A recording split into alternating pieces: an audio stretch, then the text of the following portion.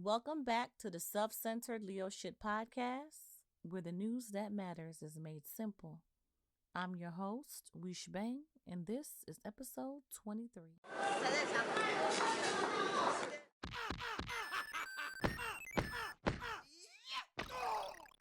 Understand, these are just my thoughts and my views. This is just how I feel. It is okay to agree to disagree. Take it with a grain of salt. You do not have to hang on my every word. We all here for a good time, not a long time. So sit back and enjoy. Welcome back to the Self Centered Leo Shit Podcast, where the news that matters is made simple. I'm your host, Wish Bang, and this is episode 23. So I'm going to get straight to it. Times are changing, and it might seem like life is getting harder. Well, maybe not harder, but it's definitely getting more expensive. And we know this because we're seeing it in rural and suburban areas that are outside of the city. And it's like, what are everyday working people supposed to do? Like, how are businesses that are outside of the prime city centers, but still considered in the metro area, supposed to survive? Nothing worse than going to a place of business in a suburban or rural area and they trying to charge you city prices. But then when you do a deep dive and you look behind it, it's like they're getting taxed on the back end. And just like the tariffs that people think, oh my God, tariffs are charging the business. No, everything gets passed on to the consumer. So the more that's piled on, it just trickles down to the bottom. And when we pay and we make these purchases, it just shuffles right back to the top where it belongs, huh? It's like groceries cost more every week. Utilities are up. Rent keeps rising. And the taxes, car insurance, homeowners insurance, everything is just climbing. And they're just looking at people like, figure it out. And I forgot what I was watching, and someone made a good point about the fact that once they kick all these people off Medicaid, once they kick all these people off the Affordable Care Act, where they're paying some sort of small percentage into the insurance pot, what is going to happen to everyone who has insurance? Well, if we get rid of those people who are making even the smallest contribution, the rates are going to increase. Duh. Like, what comes next after that? You lose some people. What do you have to do? Overtax the people we still have. It's like nobody understood. Like, nobody put this together when they were like, yeah, we're just going to vote all willy-nilly. I will say this. As much as we've never had a government that was just 100% or even 90% what we wanted, you can always say for sure that you know that no matter what's happening, Democrats are more reasonable, easier to communicate with. They speak to the people. And the people are tired. They're tired of looking at their checks and seeing what they gross versus what they net. They're tired of feeling like they're working aimlessly. The people are tired. And so maybe it is time we take a closer look and truly figure out a way to make things, or at least stabilize the economy to where people can thrive again. So let's get into it. Okay, so we know that something's wrong. Everything that we know, we purchase, everything that we've been doing, everything, we know something's wrong. We notice the price changes. We notice the increases in places. We notice everything because we are the consumer. So we know something is wrong. We realize that the people we have elected to be in charge of the operation have been doing things to benefit themselves, their rich friends, and the ones who are who are representatives who are not millionaires are silenced. They have minimal say so and they don't have any support, right? So what do we do? What do we do as everyday working people to stabilize and survive during this shakedown? Because it feels like a shakedown, if you ask me. Feels like somebody got a gun to our heads and they sticking us up. So during this shakedown, what do? The only thing that we can really do is control how we spend our money. We can control where we spend our money, and we can control what we spend our money on. And these are just suggestions for you, just to help you have an idea if you need one. If you are managing your household just fine, continue to do so. Leave a comment or even call the voice message and let us know how you're managing and what you're doing to maybe you can help other people at 404-500-8941. But these are just suggestions to help people get through. So, yeah, this might mean you have to restructure your household and be intentional about how often you're shopping. Because some of the times we buy things we don't need just because unfortunately, it's a comfort for some people. And you want to shake that retail therapy bug because there's other things to do as therapy. You can go to the park, you can go take a hike, you can soak in your bathtub, you can do so many other things that don't require you to spend your money. And don't be prideful in these hours, okay? You may have to get with your best friend, get with a relative, and y'all start buying in bulk together and split the costs.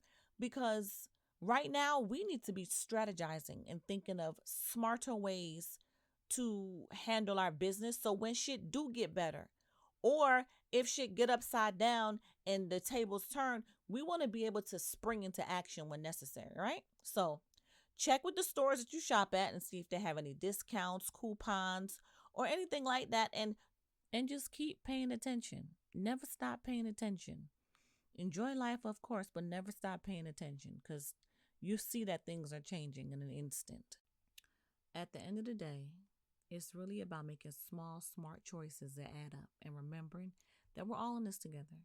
And that means keeping an eye on each other's children. Even when you're on the road and you see some kids outside, but you find out if they got someplace to be and try to send them to where they're supposed to be. We got to get back to community monitoring ourselves. We have to get back to those days where we respect our elders, where I could talk to somebody else's kid and give them proper instructions and they go home and they listen. Like, we got to get back to that where if I discipline your child, you're not trying to fight. You understand that it's coming from a place of love and we just use community. Like, I don't get it. Like, I don't know anybody in my circle that when we discipline each other's children, anybody gets offended. I don't have anyone in my circle like that. Because I'm an auntie and I be telling on everybody because I don't play that shit. Fix up yourself. We have a certain behavior that we want to, represent ourselves as. And I am very firm on that. So I'll be on y'all asses. I be on their asses. They be calling their parents out. This one out here wilding. Fix it up. Get it together. Absolutely. We just have to remain diligent in shaping the community and making sure that these children and these young adults have something to do, have somewhere to be. They have a chance to get involved. They learn new skills and they can contribute and do what they have to get done. But, we have to be proactive because I feel like a little bit like the millennials kind of dropped the ball because we kind of sheltered the hell out of our children. So some of our kids are outside like working and doing stuff off to college. Great. But a lot of them are still sheltered when they're doing that. Like they're still not really city kids the way we were outside. We've been outside since we were like 9 and 10 by ourselves on the bus, on the train, riding in taxis, wilding. These kids don't really got that. Either they went from car to bus, bus to car, back to car. Like there was no, and now they driving themselves around, which is cute. But they didn't really have the freedoms that we have. Like, and I don't know. I don't know if outside was more dangerous or more safe when we was outside. Because I feel like because of the internet, we see how dangerous it really was. And we were just outside playing Russian roulette with our lives. Stay focused, stay engaged. We're stronger and safer when we're working together. Okay? If you're a local leader, business owner, or just someone who cares, think about how you can create opportunities that empower young people and watch the ripple effect of positive change. Now let's get into some entertainment. Cardi B dropped her version of Jay-Z's Imaginary Players. And I'm not like all things Hove, but I'm kind of all things Hove, if that makes sense. Like, I'm a Jay-Z fan, and because I love Jay-Z, I love Beyonce. You feel me? Like I'm a Reasonable Doubt Hove fan. I'm Hove before like people really was fucking with Hove fan. So I take Hove very seriously. Like, I don't like when people play with Hove. I don't like when people play with his music. I don't like when they play with his family.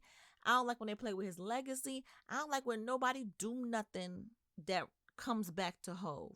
because Hove truly has solidified himself as one of one. And I'm gonna say that Hove is one of one. These niggas not fucking with Hove. Nobody is. I don't give a fuck what you thought you did or what you could. Hove is one of one for so many reasons. But I'm gonna tell you this: Hove, what the recipe to Jigga is Sean Carter. Sean Carter possessed a swag that I don't know if that confidence came from being a little brother. I don't know if that confidence came from, where he grew up and having certain things. I don't know where that confidence came from. But Jay-Z possessed a certain confidence that you can't emulate. You really can't. You could try your hardest, but you really can't. And his cadence, his flow, his style, his delivery, all of that is coded into that confidence that only he possesses. So I think Cardi did a good job at her presentation, because Cardi don't miss with presentation. You know how I always say that Nicki Minaj's flow is unmatched? Cardi B's presentation is amazing. Out of all the rap girlies, Lil' Kim was creative too, but Cardi really took it up a notch. So I give Cardi definitely she's number one when it comes to creative visuals and how she loves fashion. I give her that. But and I don't know how this is going to come off, but I'm going to say it anyway because it needs to be said. Certain accents don't go well over certain beats. And I think either Cardi has to work on her delivery more, or she needs to rap within her limits. I think Cardi might sound nice if she went over like a pun beat, because she has that kind of drawl that he has in his music. And I think remaking one of his joints might be the next look for her, honestly. So her bars were fire. She was spitting that shit. But her delivery didn't send it the way it was supposed to be sent. So I heard it, but I was fighting to hear it because it was just like, her and Remy Ma got the same problem. It's like, I don't know if they deaf in one ear, but I don't know if it's I know it's the accent, but something got them delayed when they hear the music, and it's not connecting or syncing the way it's supposed to sync. And I love Cardi. Don't ever get it twisted. I love me some Belcalis, but I feel like there has to be a better way, or she has to find her pocket when it comes to hip hop, because that's not it. And I say that honestly. I hate niggas that give reviews and they try to, like, my thing is, if you want to get better at something, or if you want to, like, we've been giving people participation trophies in hip hop, on social media. Like, we really haven't been critiquing and criticizing people like they're supposed to be so that they can get better and do better. We've been dropping the ball for at least the past 20 years. We've been letting motherfuckers slide with the what you call it, the smoke and mirrors. They've been doing hand tricks in our face, and because we got complacent, because we online and we scrolling and we kind of out of the loop, we let them fuck with hip hop to the point where white people own hip hop. We let them fuck with hip hop to the point where they almost killed hip hop. We almost let these motherfuckers kill hip hop. How y'all gonna let hip hop die? We let them fuck with hip hop to the point where y'all niggas is saying shit like Drake is the what? I can't even finish the sentence without getting mad. Cause don't make me mad. Y'all don't know what hip hop is. And because y'all don't know what hip hop is, and because we did the hip hop and then we did rap, and it's just like, oh, I'm rapping, so I must be hip hop. You niggas are nothing. I'm sorry. That was deep. I didn't mean to say it like that. But I'm just saying, you niggas, Drake is not hip hop. Drake is a pop artist who happens to rap. And realistically, he can't even freestyle. That nigga would have died on Take a Basement if he really had to be there for real. That nigga tried to pull out a phone one time in the basement. Was he in the basement? One of them shows, he pulled out a phone and tried to rap off the phone and was stuttering and couldn't do it. Don't play with me when it comes to hip hop. I am a motherfucking student of motherfucking hip hop. And when you niggas like Ice on the JPB, I want to slap fire from him because that nigga is, I don't know I don't know his love for hip hop, where it stems from or where he got his credentials in hip hop from. But that motherfucker right there be giving the worst reviews and takes ever on hip hop. That nigga's a fan of something, but it ain't hip hop for sure. And they need to stop letting that nigga be the hip hop fucking, what you call a correspondent, because he's not him. Please, that be making me mad. Oh my God, if I ever get a chance to be on the JPB, I'm wilding. Tell you right now, you think Joe be wild? I'ma be wilding, because what do y'all be talking about? And Joe has good takes. I give him that. I do. I give him that. But he gotta stop letting niggas like Ice, do the hip hop report, because it's offensive. And I be mad. I be yelling at my TV mad. And I really had a whole show outline, but this rap shit just really triggered me in a way that I said, hold the fuck up. Let me talk about this today, because don't fucking play with me. And I don't know if I really want to talk about Drake's lawsuit against UMG and Kendrick Lamar and the shit that he's requesting, because I feel like that's so outside of hip hop, that style. It just seems like if I talk about it, it's going to make me a little bit upset because, sir, not you mad you lost a rap battle that you were provoking. Not you mad that the nigga annihilated you to the point where you can't even come back and pretend to be him because you lost your luster. Like, not you got a lawsuit and you trying to dig into all kind of shit to prove a point after you lost. I feel like this might be the most, I don't even want to say it because it's going to be offensive, but this is definitely the other side. Like, this is some other side shit. Because what? Now you want to try to find out if Kendrick's friend is the father of his children? What part of rap is this? Have people lost their fucking minds? It's giving everybody has lost their fucking mind. Because how you go from, nigga, we seen you on stage being creepy, to a 17-year-old girl. Yeah, you were 24 at the time. Still weird. Still weird. As a mom of a 19-year-old girl, I would punch a nigga in the face for trying to come at my daughter the way he was all over that little girl on stage. I don't give a fuck who you are.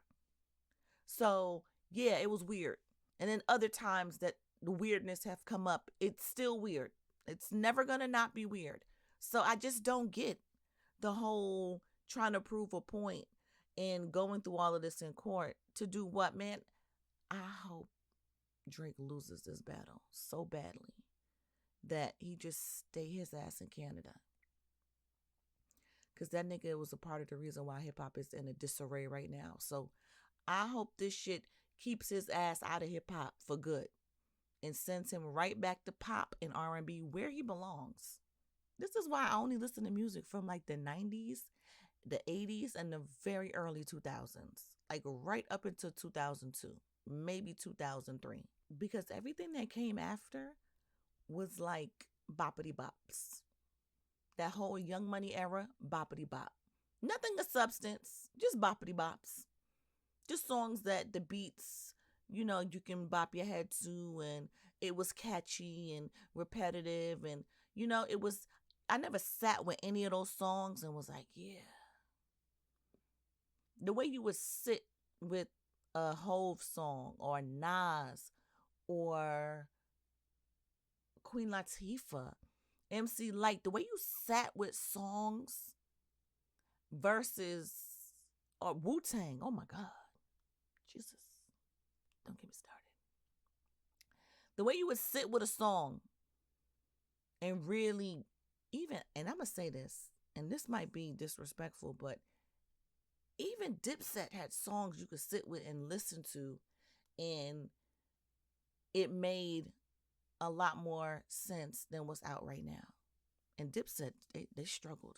They struggled with enunciation real bad. So that's how you know times changed in a more drastic way. and it just turned into songs you could dance to versus lyrics. And then the cipher started to suffer. Oh my goodness. The cipher started to look like some weird ass shit. Like it just didn't make any sense. And it was just like the last cipher that was actually decent in a long time, I want to say is the one Kendrick Lamar did. And I don't even know what year that was. I had to look it up. Hold on. All right, so that cipher was 2013. And even by then, I was not even really fucking with hip hop like that anymore because of just the bullshit that was being dropped. So I don't. This legal battle is weird. I feel like Drake should have took his L in peace. Instead, he's trying to is given is giving Donnie vibes and sore loser vibes. And yeah, shout out to Kendrick Lamar. That's my best friend in my head. I love Kendrick. I don't give a fuck what nobody said about Kendrick Lamar. I love him. I have a short list of my faves that I just adore based on not just their music, but their contribution to the world as far as if it's through acting, if it's through how they speak to people, just in general. And like Hove, Beyonce, Queen Latifah, Khalees, Kendrick Lamar. It's just like a short list of people that no matter who's talking, I'm gonna curse you out. Yeah, and so that's my hip hop report for today because that Cardi B song was nice, but that Drake shit just really, nigga, nigga, stop rapping. Cause you rapping is not your forte. Cause when you was rapping against Meek Mill and everybody was on your side, you was happy about it. You called Meek Mill all kind of names, crushed him. Meek Mill ain't even recover ever since that nigga's stomach fucked him up after that, and he just started losing mad weight and started looking different.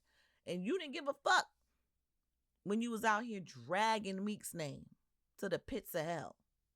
And then Kendrick came back and did the same thing. And now you want to sue and act like you've been wronged to the 10th power. Aubrey, don't make me mad. I keep saying I want to keep these things under 30 minutes, and I'm already running well into that time. So, real quickly, because I'm gonna have to say this for another day, because I still didn't get to talk about Amanda Seales on Jubilee, which I might just do that and skip this report because honestly, I'm kind of over politics for this week. It's just too much going on and it's irritating my soul. And I'll have to address this probably in like a document and post it on social media as opposed to a full report on it because I still have a lot to say about what's going on with the gerrymandering and how similar it is to the 3/5 compromise. But yeah, so I'll talk about that in a post. So look for that post coming soon. But I got to get into Amanda Seales on Jubilee because how can so many young people be so fucking dumb and the internet is so big? There's so much internet, there's so much education all over the place. How can young people choose ignorance? And it's so sad to see that young man from, did he say Angola? Whichever African country he said he was from. How can you sit down there and say the things out of your mouth without doing the research? Research is so important. That's why I was kind of like a knucklehead in a sense growing up because I researched before I said stuff. Like I'm never going to come to you without any facts because I want to be able to bust your head with it. So I'm never going to come to you without the facts. I'm never going to not do my background check on the information first before I come to you because it's not up for debate. It's the fact. If you want to interpret it how you want to, that's your business. But we're going to put the facts on the table and you're going to take it with you and do what the fuck you got to do after that. So Amanda on the Jubilee race rage baiting network, whatever they call it, she sat down with 20 black conservatives. How are you a black conservative? Okay. Anyway, because our traditional values don't even align with being a conservative. So for you to even call yourself a black conservative lets me know that you really on some next shit. All right, so she sat down with these 20 imbeciles. And as she sat there, And I will say this about Amanda. Amanda is very intelligent.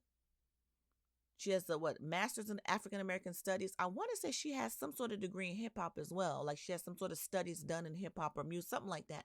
But she's very intelligent. She loves black people to the core. And I appreciate her for that. I appreciate her for standing on business when it comes to that. The things I cannot get with Amanda is how counterproductive her behavior can be at times. Like, and I'm gonna say this, I will never get over the way she was acting towards Kamala during her presidential run. Because let's be clear, Kamala did not want to run for president either.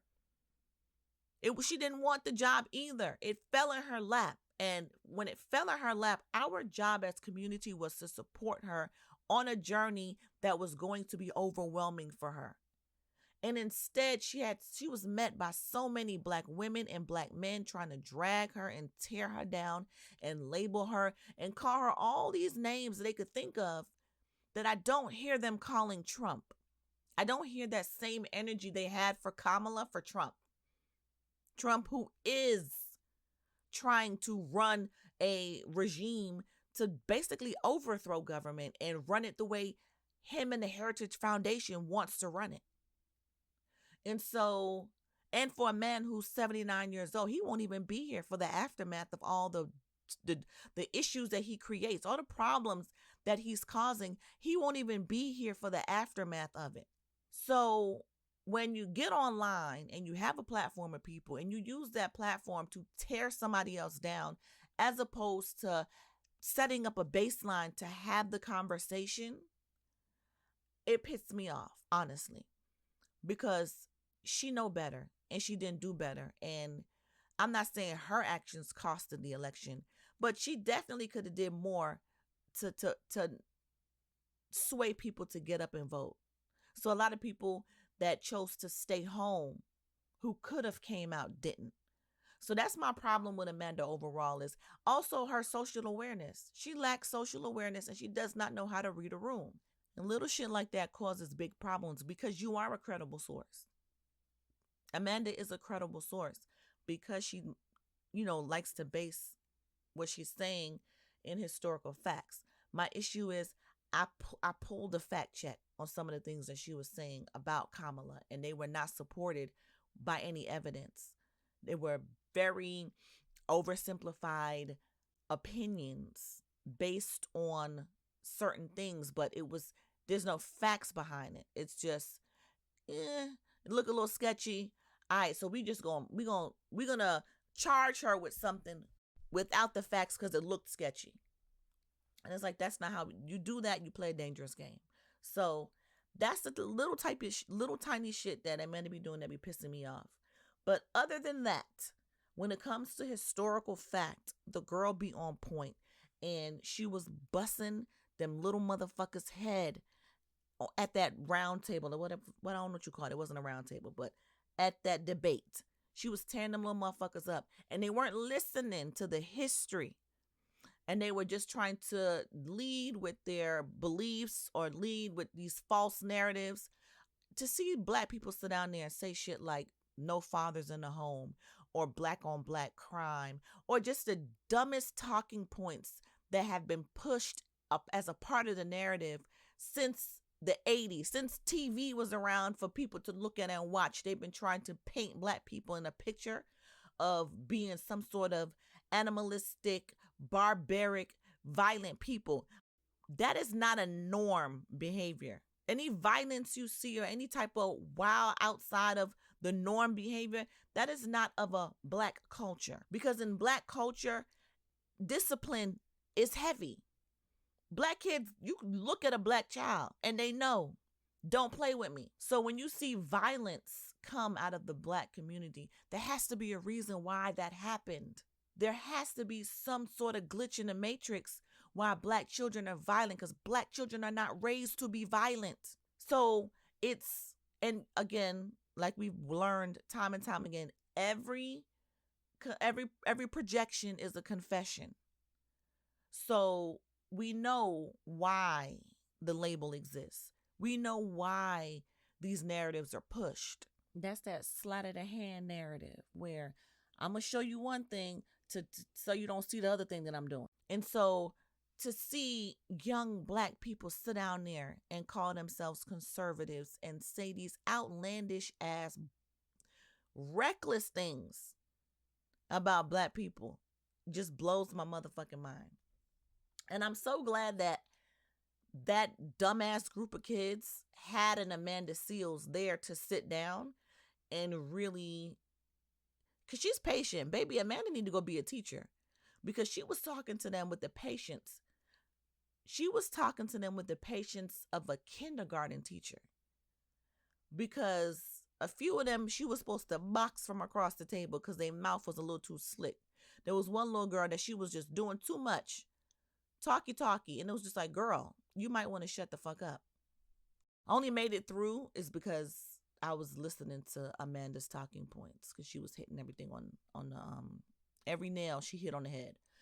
And so but yeah, history in America has been so manipulated, and it has been distorted in a way to where they're now trying to make it seem as if slavery was good.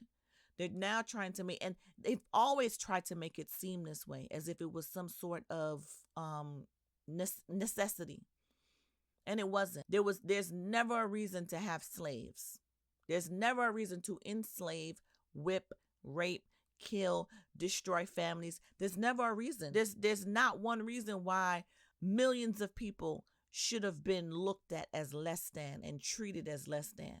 And it's so funny because they keep on bringing up certain conversations and not even looking at the math. So you telling me the 3/5 compromise came up because there were so many Black people in the South that the white people in the South needed to count Black people in order to be represented in Congress. Sound like Black people been the majority, don't it? I'm just saying.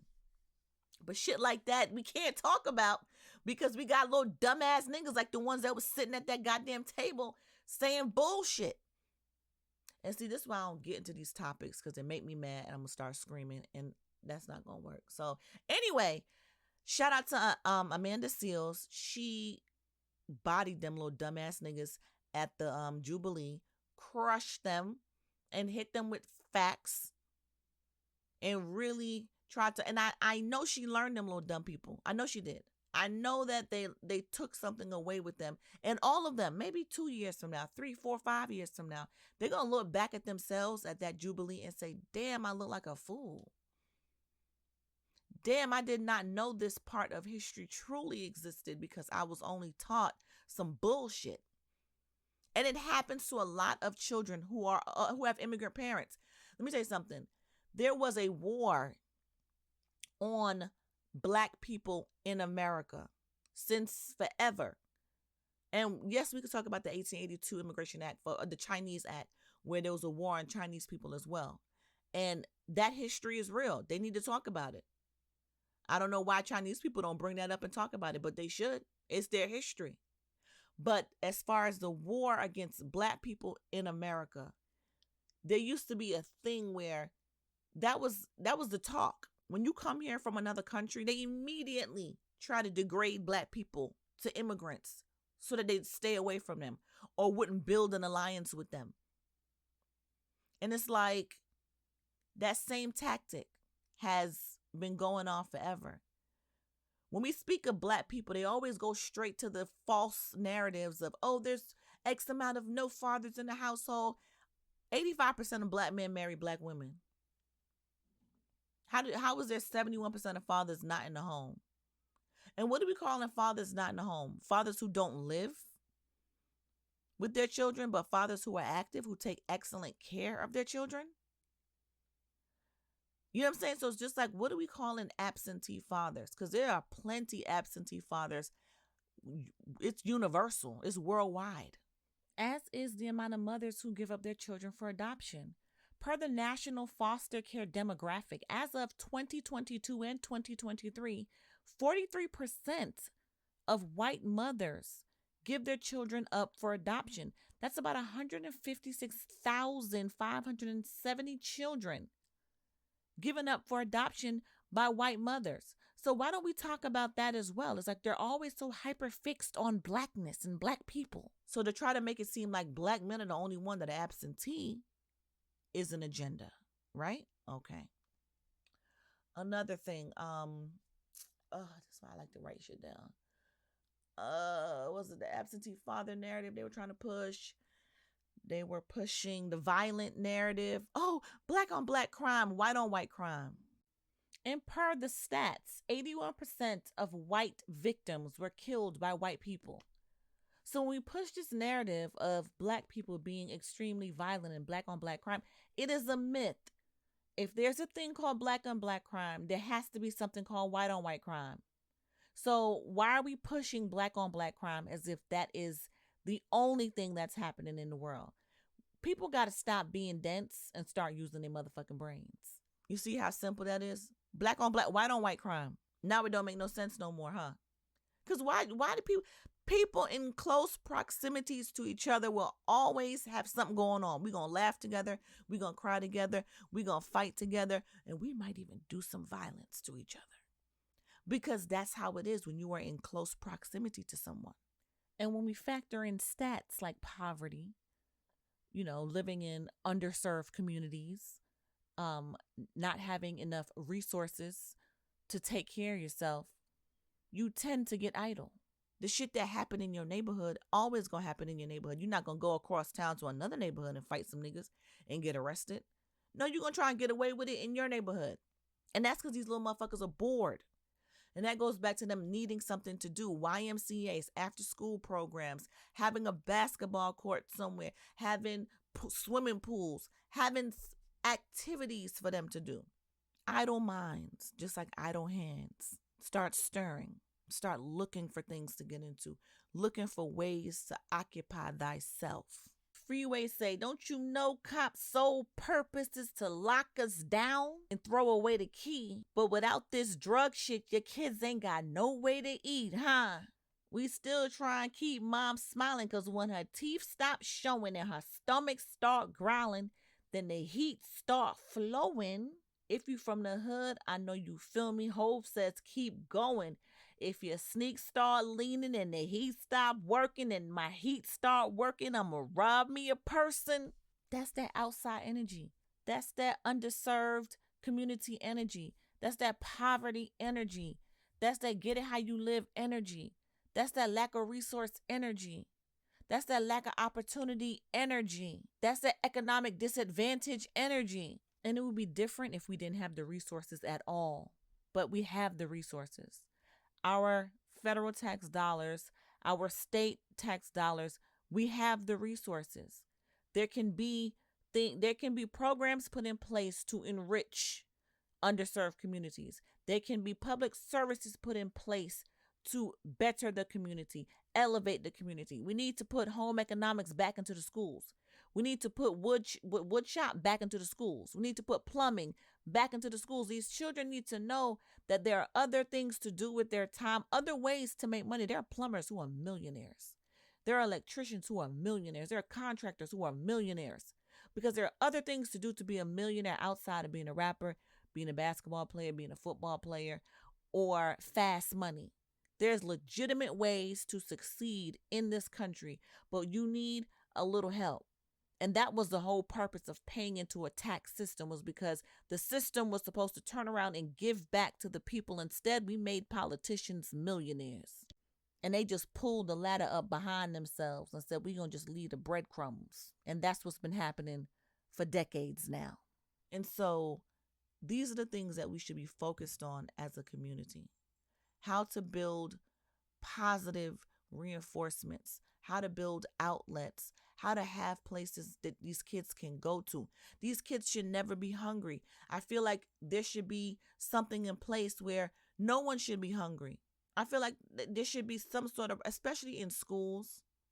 I think personally, I feel like jobs should supply breakfast and lunch. I feel like people should supply breakfast and lunch for you. You should have like a cafeteria, or you should have some sort of catering service that brings the food to your workplace. But jobs should supply lunch. That's like a bare fucking minimum. That's so small. All I'm gonna say is we need to do so much better overall. We need to work on our communication skills. We need to work on our economic skills as far as building together, supporting each other. I don't know. I know Haitians call it. Is it Haitians call it a susu or Africans call it susu? Jamaicans call it a partner. But we need to continue to build those type of partnerships within community where I come to your business, I support your business.